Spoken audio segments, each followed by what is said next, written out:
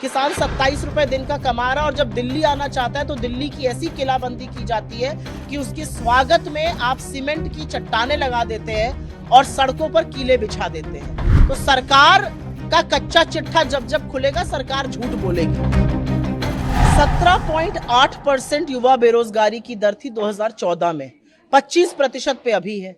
Manufacturing का share 17% GDP का था, 14% पे घट गया है। मैन्युफैक्चरिंग में 12.5% से ज्यादा 13% के करीब लोग काम करते थे, अब 11% कर रहे हैं। तो ये आंकड़े तो सरकार के ही हैं। तो सरकार का कच्चा चिट्ठा जब जब खुलेगा सरकार झूठ बोलेगी। असलियत यह है कि चाहे वो बेरोजगारी हो, चाहे वो महंगाई हो, आर्थिक असमानता हो, चाहे वो दाम हो पेट्रोल डीजल के, चाहे वो कर्जा हो, हर मोर्चे पर सरकार विफल हुई है। और ये इनका ब्यौरा मैंने दिया है। आज आपने किसानों की चर्चा करी, किसानों की आय तो दुगनी होनी थी 2022 तक। किसान 27 रुपए दिन का कमा रहा है और जब दिल्ली आना चाहता है तो दिल्ली की ऐसी किलाबंदी की जाती है कि उसके स्वागत में आप सीमेंट की चट्टानें लगा देते हैं और सड़कों पर कीले बिछा देते हैं और उसके बाद मोबाइल और इंटरनेट बंद कर दिया जाता है। ये वही सरकार है जिसके हाथ 750 किसानों की शहादत से रंगे हैं। ये वही सरकार है जिसने हमारे अन्नदाताओं को मवाली, गुंडा, नक्सलवादी, आतंकवादी और जाने क्या क्या कहा था। किसान सवाल पूछ रहे हैं, एमएसपी का क्या हुआ? कमिटी बनी थी, उस कमिटी का निर्णय कहां है? हमारे ऊपर एनएसए के तहत मुकदमा क्यों चल रहा है? हमसे बिजली की वसूली क्यों की जा रही है? इन सब बातों का जवाब देना सरकार। टाइमिंग बिल्कुल नहीं, टाइमिंग बिल्कुल ठीक है लोगों की, क्योंकि लोगों के मन में एक डर है, एक दहशत है।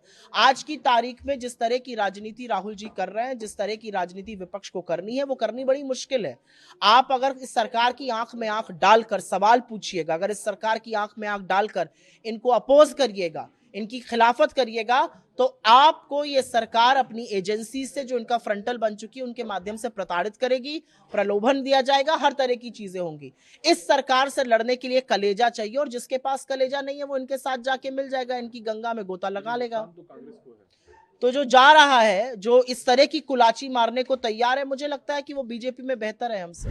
भाई वेलकम हम करेंगे, हमारे देश के लोग लौटे हैं, राहत महसूस की जा रही है कि इनको मौत की सजा सुनाई गई थी, ये अपने घर वालों से वापस मिलेंगे, इनके घर वालों के अंदर राहत है।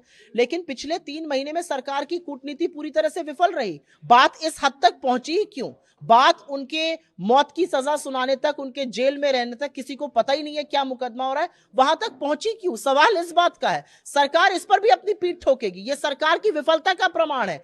नौबत आनी ही नहीं चाहिए थी इन चीजों की, नौबत आई, मौत की सजा सुनाई गई, हम लोगों ने प्रेशर बनाया, सदन में सरकार को आईना दिखाने का काम हुआ, हम लोगों ने लगातार बात करी और अब ये लोग वापस छूट के अपने घर आए हैं। ये लोग गिरफ्तार ही क्यों हुए? जो इनके हेड थे दूसरी जगह के, वो कब के छोड़े जा चुके थे। हमारे लोग 1 साल से क्यों ये यंत्रणा सह रहे थे? सरकार को इस बात का जवाब देना चाहिए।